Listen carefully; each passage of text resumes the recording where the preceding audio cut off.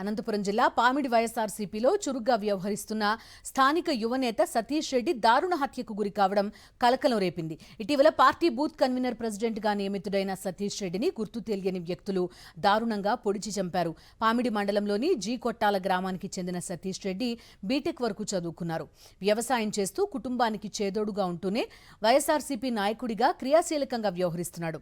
ఈ క్రమంలో బుధవారం రాత్రి పామిడిలో పని ముగించుకుని తన బైక్పై ఇంటికి వెళ్తున్న సతీష్ రెడ్డి కాలాపురం గ్రామ శివార్లో దారుణ హత్యకు గురయ్యాడు.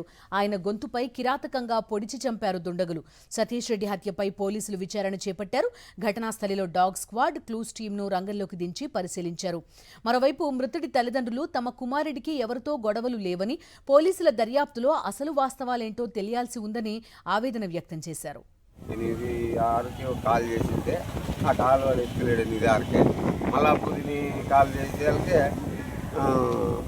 ఇయ్యప్ప ఇంకా తీయలేదు సెల్లు తీయలే. మేమే ఎవరి మీద అనుమానం పెట్టుకోలేదు. అది ఏమైనా పోలీసు ఇంపారంలో తేలితే మంచిది.